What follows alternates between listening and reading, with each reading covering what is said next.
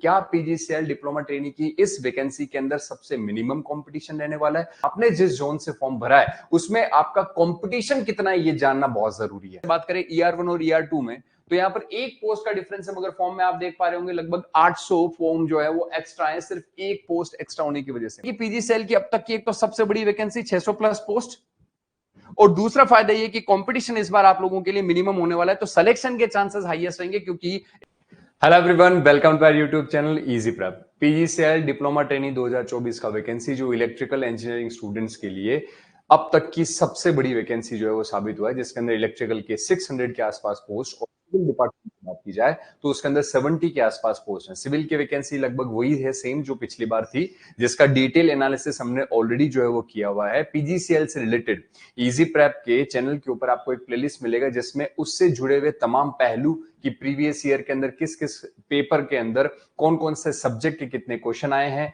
Notification से लेकर के एग्जाम तक कितना समय मिलता है, एलिजिबिलिटी क्राइटेरिया क्या है, मिनिमम पासिंग मार्क्स क्या है, क्या पेपर पैटर्न है, इन चीजों से रिलेटेड तमाम डिटेल इंफॉर्मेशन की वीडियोस हम ऑलरेडी जो है वो अपलोड कर चुके हैं।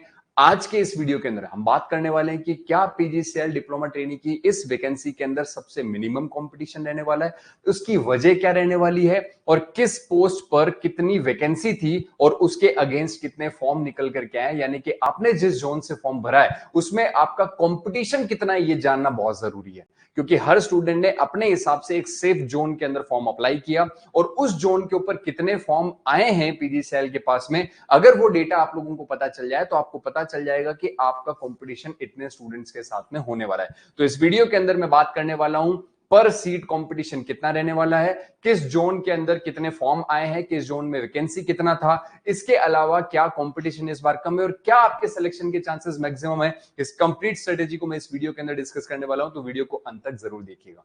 चलिए तो बात करते हैं अपन यहां पर क्या कंपटीशन कम हो गया है, कैसे होगा सिलेक्शन। तो उससे रिलेटेड सबसे पहले अगर मैं बात करूं यहां पर कितने फॉर्म किस जो है वो जोन के अंदर आए हैं, अगर मैं उसकी बात करूं तो ये तमाम सारे के सारे जोन में जो वैकेंसी थी उसके नाम है और इसके अंदर टोटल कितने फॉर्म जो हैं वो रिसीव हुए हैं उनसे रिलेटेड डेटा यहां पर लिखा हुआ है कि टोटल कितने फॉर्म रिसीव हुए हैं। हर एक जोन के अंदर इतने इतने फॉर्म रिसीव हुए हैं और टोटल फॉर्म जो रिसीव हुए हैं वो 30,759 जो है वो टोटल पोस्ट रिसीव, टोटल जो फॉर्म है वो रिसीव हुए हैं। मगर किस जोन के अंदर कितना वैकेंसी था उससे रिलेटेड अगर मैं आपके सामने यहाँ पर बात रखूं तो यहाँ पर मैंने पैरेलल में एक पीडीएफ ओपन कर रखा है जिसके अंदर अपन ने नोटिफिकेशन ओपन किया हुआ है, जिसमें आपको ये पता चलेगा कि किस जोन के अंदर कितना सर जो है वैकेंसी था। जैसे बात करें सीसी जोन की, इलेक्ट्रिकल के अंदर टोटल 14 वैकेंसी थी, ER1 के अंदर 26 वैकेंसी थी और ER2 के अंदर जो है 25 वैकेंसी थी।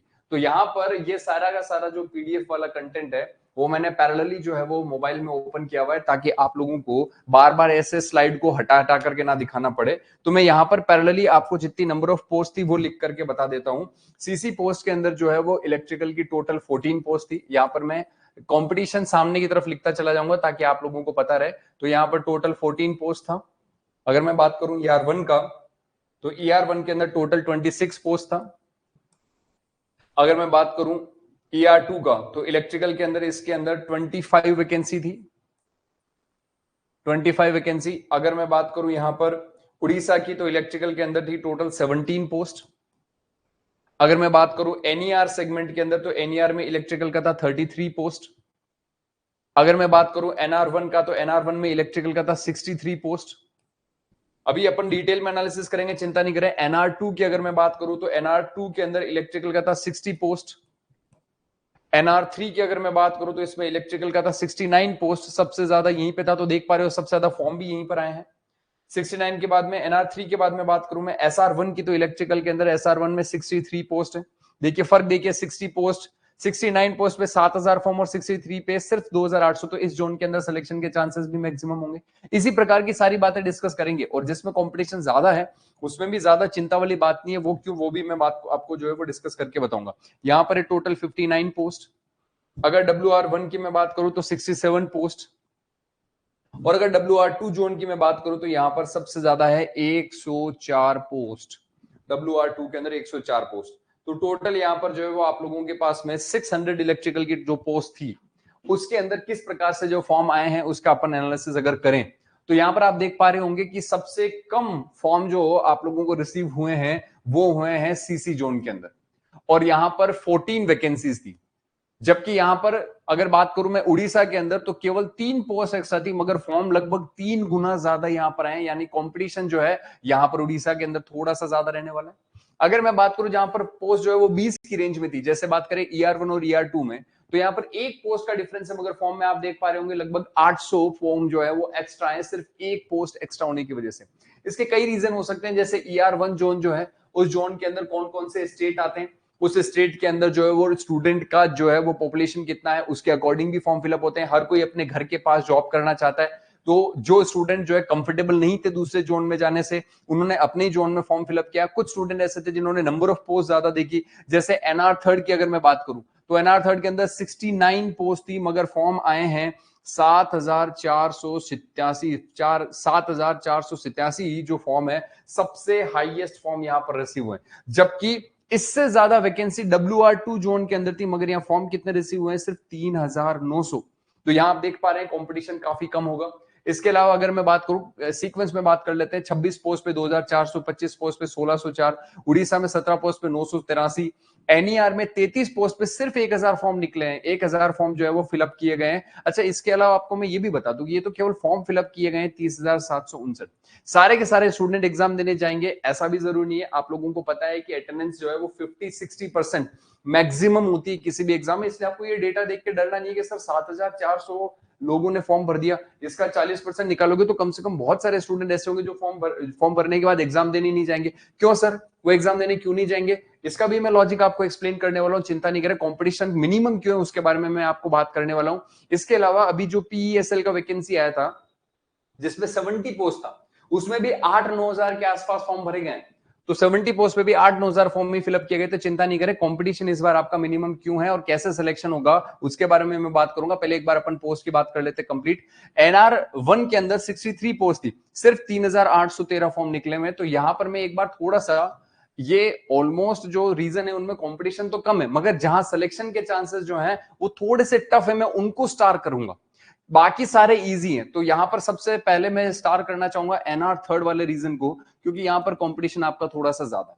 अगर मैं बात करूं यहां पर 11 पोस्ट है या 26 पोस्ट है या 25 है, तो एक पोस्ट के अंदर ही डिफरेंस अगर देखा जाए तो यहां पर 800 फॉर्म ER1 के अंदर एक्स्ट्रा निकले। तो यहां पर थोड़ा सा जो है मामला ट्रिकी हो सकता है। ये इजी है, ये भी इजी है। 17 पोस्ट पे 983 कोई बड़ी बात नहीं है। 33 पे 1,000 पोस्ट है। 63 के ऊपर यहाँ पर 3,800 पोस्ट है। यहाँ पर देखो 7 पोस्ट का डिफरेंस है, फॉर्म में कितना गुना डिफरेंस है। ये भी इजी है, ये भी इजी है, यहाँ पर भी कोई दिक्कत नहीं है।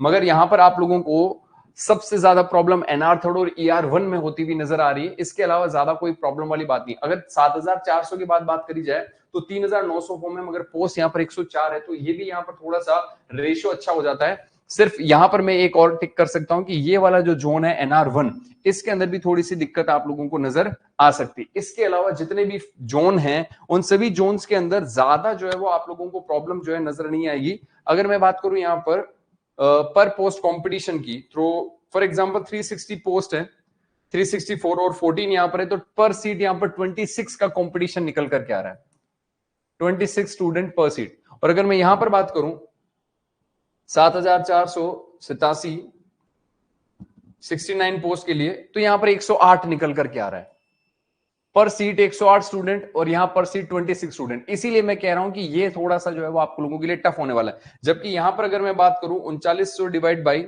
104, तो यहां पर 37.5 यानी कि 38 स्टूडेंट का पर सीट पे कंपटीशन है। तो सबसे ज्यादा कंपटीशन आप इस प्रकार से डिवाइड करके देखेंगे तो आपको पता चल जाएगा कि किस जगह पर कंपटीशन ज्यादा है, किस जगह कंपटीशन कम है। तो पर सीट कितना कंपटीशन रहने वाला है आप लोगों को यहां से आइडिया इसका लग जाएगा। और ये एनालिसिस करना बहुत जरूरी है, आपकी प्रिपरेशन को बूस्ट करने के लिए इस प्रकार का एनालिसिस करना बहुत ज्यादा जरूरी है। अगर मैं बात करूं यहां पर सिविल के लिए, सिविल डिपार्टमेंट के लिए, यहां आप डिवाइड करके पर पोस्ट का जो है वो अपना कंपटीशन चेक कर लें। अगर मैं बात करूं सिविल डिपार्टमेंट के लिए, तो सिविल की जो नंबर ऑफ पोस्ट है उसके बारे में भी एक बार अपन बात कर लेते हैं। सिविल के अंदर अगर बात की जाए तो सीसी जोन के अंदर टोटल जो सिविल का पोस्ट था वो था 6 पोस्ट, जिसपे 313 फॉर्म निकले।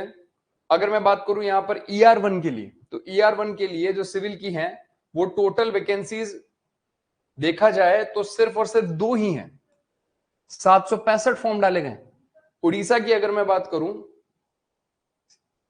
ER1 के बाद में अगर उड़ीसा की बात की जाए तो उड़ीसा के अंदर सिविल की 2 ही पोस्ट है, 242 वैकेंसी है, यहां पर 242 फॉर्म फिलअप किए गए हैं। NER की अगर मैं बात करूं तो सिविल की यहां पर 7 पोस्ट है, 758 फॉर्म निकले। NR1 की अगर मैं बात करूं तो सिविल की 8 पोस्ट है। NR2 की अगर मैं बात करूं तो सिविल के अंदर 7 पोस्ट है। NR3 की अगर मैं बात करूं तो सिविल की 6 पोस्ट है। SR1 की अगर मैं बात करूं तो सिविल की 4 पोस्ट है। SR2 की अगर मैं बात करूं तो सिविल की 14 पोस्ट है। WR1 की अगर मैं बात करूं तो सिविल की 5 पोस्ट है। और अगर मैं WR2 की बात करूं तो यहां पर सिविल की 4 पोस्ट है। अब आप देखो कंपटीशन, इलेक्ट्रिकल स्टूडेंट अगर डिमोटिवेट हो रहे थे तो उनको मैं बताऊं कि अब आप सिविल वालों की मनस्थिति देखिए, क्योंकि सबसे ज्यादा स्टूडेंट्स जो है सिविल के, वैकेंसी भी हालांकि उनकी सबसे ज्यादा आती है, मगर ये जो वैकेंसी है ये इलेक्ट्रिकल ओरिएंटेड होती है। तो यहां पर आप देखिए कि 2 सीट है और फॉर्म 765 भरे गए। इसका मतलब देखिए कि आप 370 से ज्यादा स्टूडेंट एक पोस्ट के लिए फाइट कर रहे होंगे। तो इलेक्ट्रिकल वाले स्टूडेंट इससे थोड़ा सा मोटिवेटेड हो सकते हैं कि सर हमारा कंपटीशन सिविल से तो बहुत ही कम है। 8880 फॉर्म निकले। यहां पर अगर मैं बात करूं तो मुझे तो लग रहा है कि सारा ही कंपटीशन सबसे टफेस्ट है। कोई भी जोन ऐसा नहीं है सिविल के लिए जिसके अंदर जो है वो आप लोगों को लगे कि सर यहां पर तो बहुत ही कम कंपटीशन रहेगा। इलेक्ट्रिकल में 2 जोन ऐसे हैं जिसमें टफ है थोड़ा सा, अदरवाइज सारे जोन के अंदर नॉर्मल कंपटीशन है। इतना रहेगा ही रहेगा 21वीं सदी के अंदर, आप चिंता की बात इसमें करनी नहीं है। अपन को अपनी प्रिपरेशन बहुत स्ट्रांग रखनी है। अब सर यहां पर 40% स्टूडेंट, यहां पर आप अपना वेटेज जो है वो डिवाइड करके निकाल लें कि पर पर्सन कितना आपका कंपटीशन रहने वाला, पर सीट कंपटीशन कितना रहने वाला है। तो ये एनालिसिस करना बहुत जरूरी था, इसीलिए मैं यहां पर आपके लिए ये वीडियो लेकर के आया। यहां पर इलेक्ट्रिकल का डिटेल एनालिसिस मैंने बता दिया, कितने फॉर्म किस जोन में है और कितनी सीट्स वहां पर थी। और सिविल के लिए मैंने आप लोगों को ये एनालिसिस बता दिया है। अब अगर मैं बात करूं यहां पर कि क्या सर कंपटीशन कम है, क्या हमारे सिलेक्शन के चांसेस इस बार मैक्सिमम है, क्या इसके कोई होप है, तो मैं आप लोगों को बता दूं, देखो अपना जो एग्जाम होने वाला है उसकी अगर मैं डेट की बात करूं, इसको अपन थोड़ा सा समय लेकर के और अच्छे से समझने की कोशिश करते हैं। अगर मैं बात करूं एग्जाम की, तो एग्जाम जो आपका होने वाला है अकॉर्डिंग टू नोटिफिकेशन फरवरी के अंदर होने वाला है, 2025 के अंदर। अगर मैं इसके पैरेलल बात करूं, आरआरबी सीबीटी 1 का जो एग्जाम है वो दिसंबर में हो जाएगा। और इसके अंदर आप लोगों को पता है कि एक एग्जाम सीबीटी 2 भी होने वाला है। इसके अलावा पैरेलल के अंदर एक एग्जाम इससे पहले हो चुका है जो था एसएससी जेई मेंस का। तो एसएससी जेई मेंस का रिजल्ट जो है वो एक्सपेक्टेड है कि फरवरी से पहले आ जाए। अगर फरवरी से पहले आ गया तो इसके अंदर जो भी स्टूडेंट सेलेक्ट होंगे वो पीजीसीएल का पेपर देने जाएंगे ही नहीं, फॉर्म तो उन्होंने भी भरा होगा। तो वो क्रीम स्टूडेंट जो ऑलरेडी सेलेक्ट हो गए, चूंकि इसका पे स्केल बहुत अच्छा है, तो वो स्टूडेंट पीजीसीएल छोड़ो आरआरबी का पेपर भी देने नहीं जाएंगे, क्योंकि SSC JE is more suitable job than the RRB JE. ये प्रैक्टिकली जो स्टूडेंट वहां जॉब कर रहे हैं उनसे जब हम बात करते हैं तो पता चलता है कि sir working environment SSC JE का बहुत अच्छा है compare to the RRB JE. तो ये जो स्टूडेंट क्रीम स्टूडेंट्स हैं जिनका सिलेक्शन होना ही था इस बार, वो सारे के सारे यहां पर छट गए। अब बच्चा आरआरबी जेई। तो आरआरबी जेई सीबीटी 1 के अंदर 15 से 20 गुना स्टूडेंट जो होंगे वो सीबीटी 2 के लिए क्वालिफाई होंगे, क्वालिफाई हो गए। और आप लोगों को पता है कि यहां पर तो लाखों की तादाद में स्टूडेंट्स हैं जो ओवरऑल इंडिया से फॉर्म फिलअप कर रहे हैं, क्योंकि इसके अंदर डिप्लोमा प्लस बीटेक दोनों अलाउ हैं। और यहां पर सिर्फ और सिर्फ कंपटीशन आप लोगों का किसके साथ में, डिप्लोमा स्टूडेंट्स के साथ में, बीटेक वाले एलिजिबल नहीं है। अच्छा, इसमें जो फॉर्म भरे गए हैं वो कई सारे ऐसे भी स्टूडेंट है जिन्होंने बीटेक किया हुआ है, जो छुपा रहे हैं या फिर बीटेक के सेकंड ईयर में, थर्ड ईयर में या फिर फाइनल ईयर के अंदर हैं, सोच रहे हैं कि सिलेक्शन होगा तो बीटेक छोड़ के चले जाएंगे। मगर उन पे एक रिस्क रहेगा, एक तलवार लटकी हुई रहेगी कि अगर पता चल जाता है डीवी के टाइम पे कि बीटेक किया हुआ है तो उनको डीवी के टाइम पे ही बाहर कर दिया जाता है।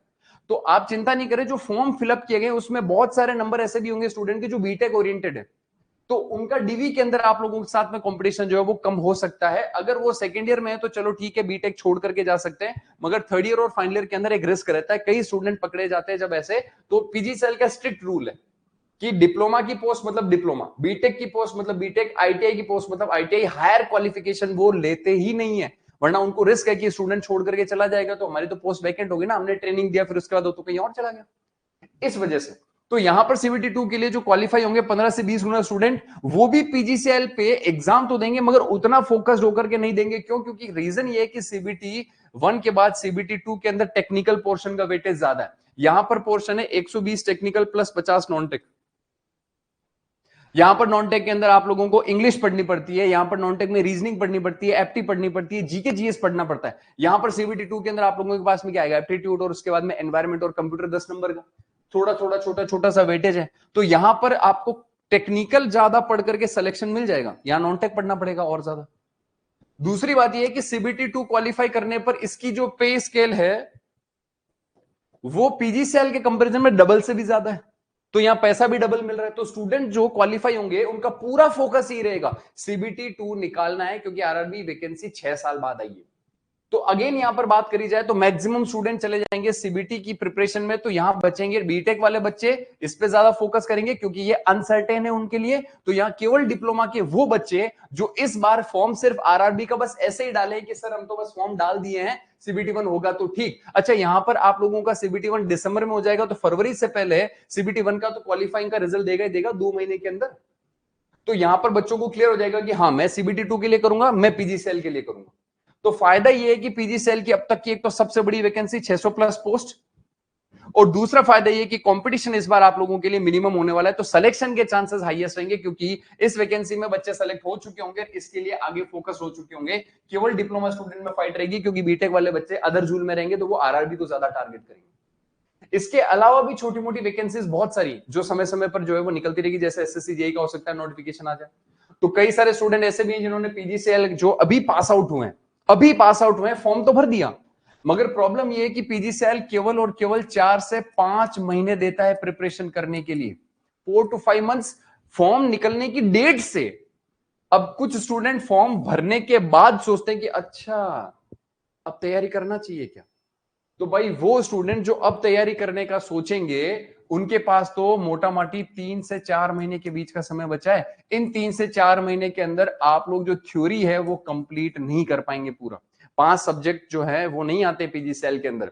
पीजीसीएल के अंदर अगर बात करें, power system, machine, network, measurement, basic electronics, control system, digital, power electronics, micro processor, signal system, और इसके अलावा फिर कई बार छोटा मोटा मैथ फिजिक्स वगैरह ये भी पूछ लेता है। इतने सारे सब्जेक्ट का थ्योरी इतने कम समय में करना बहुत मुश्किल है। तो ये वो स्टूडेंट यहां पर फाइट करेंगे जो स्टूडेंट प्रिपरेशन या तो आधी कर चुके हैं, पहले से लगे हुए हैं, या कंप्लीट कर चुके हैं 1-2 साल से। उनको चाहिए सिर्फ और सिर्फ प्रैक्टिस, और अगर प्रैक्टिस बढ़िया कर ली तो आपका सिलेक्शन तय है। तो अगर आपका सिलेबस 50% हो चुका है तो भी आप इसके लिए जाएं, 40% 30% भी हुआ, मैं तो कह रहा हूं लग जाओ इसके लिए और तैयारी चालू कर दो। अब सर तैयारी चालू करनी है तो उसके लिए क्या करें, कैसे हम तैयारी कर सकते हैं, तो उसके बारे में तो चलिए बात करते हैं कि किस प्रकार इतने कम समय में आप पीजीसीएल की एक परफेक्ट प्रिपरेशन कर सकते हैं इजी प्रेप के साथ में। तो बात करें अगर अपन पीजीसीएल के लिए इजी प्रेप पर क्या अवेलेबल है, तो इजी प्रेप ने लॉन्च किया है एक स्पेशल डेडिकेटेड प्रैक्टिस बैच, प्रयास बैच। जी हां, ये उन स्टूडेंट्स के लिए जिन्होंने टेक्निकल काफी टाइम पहले पूरा कर लिया है, या जस्ट अभी कंप्लीट किया है, या अभी थोड़ा बहुत टेक्निकल कवर कर लिया, थोड़ा करना बाकी है, वो सभी स्टूडेंट।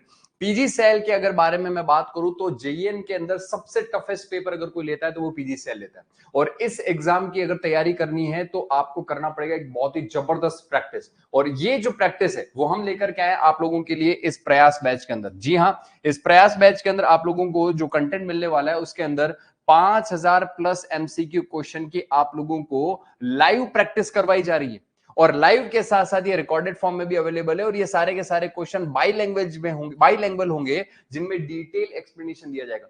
सर डिटेल एक्सप्लेनेशन का मतलब क्या? डिटेल एक्सप्लेनेशन का मतलब यह है कि यहां पर आप लोगों को जो भी क्वेश्चन कवर कराए जाएंगे उसमें हर क्वेश्चन के पीछे का जो थ्योरी है वो भी साथ ही साथ आप लोगों को एक्सप्लेन किया गया है। अगर आपको देखना है तो स्क्रीन के ऊपर 2-3 यहां पर जो है वो फोटोज या 10-15 फोटोज के क्लिप्स जो है वो मैं आप लोगों को दिखा रहा हूं। ये फोटोज आप देख करके समझ पाएंगे कि कैसे हर क्वेश्चन के पीछे का थ्योरी जो है साथ साथ में एक्सप्लेन किया जा रहा है।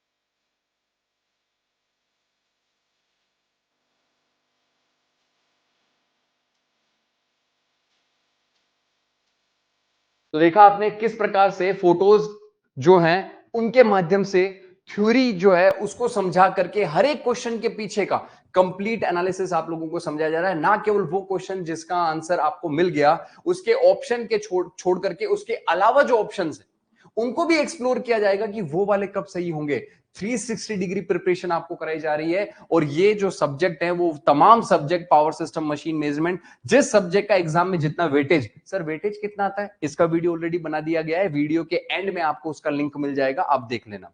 तो जिस सब्जेक्ट का जो वेटेज है उसके अकॉर्डिंग आप लोगों को यहां पर क्वेश्चन कराए जा रहे हैं। हर एक लेक्चर जो है वो उस सब्जेक्ट के पर्टिकुलर स्पेशलिस्ट द्वारा कंडक्ट कराया जाएगा, जिसकी पीडीएफ आप डाउनलोड कर सकते हो। और इसमें एडिशनल प्रैक्टिस के लिए मॉक टेस्ट भी दिए गए हैं, आप लैपटॉप पर भी चला सकते हो, फोन पे भी चला सकते हो, कभी भी। ऑफर पीरियड के अंदर आप लोगों को 599 के अंदर दिया जा रहा है। और इसके अलावा इस बैच के अंदर नॉन टेक्निकल वाला जो पोर्शन है, टेक्निकल की तो कंप्लीट प्रैक्टिस हो गई सर, नॉन टेक कैसे करें? तो नॉन टेक्निकल के लिए पूरा का पूरा कंटेंट फ्री कर दिया गया है। जी हां, नॉन टेक का पूरा थ्योरी का क्लास आप लोगों के लिए फ्री में इस बैच में ऐड कर दिया गया है। यानी नॉन टेक का पूरा थ्योरी करें, टेक्निकल को क्वेश्चन प्रैक्टिस, क्योंकि नॉन टेक में बच्चों को थ्योरी में भी काफी दिक्कत रहती है, इसीलिए यहां पर नॉन टेक का पूरा थ्योरी दिया गया है और टेक्निकल का पूरा प्रैक्टिस दिया गया है। और ये आप बैच ज्वाइन करने के लिए इजी प्रेप के मोबाइल ऐप को डाउनलोड करें।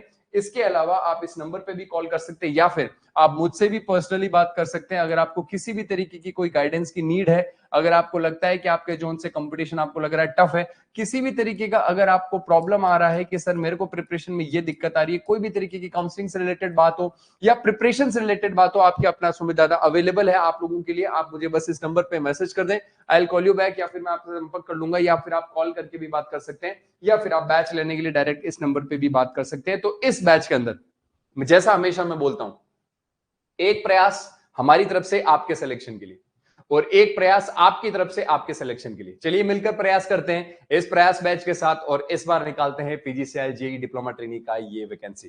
Thank you so much.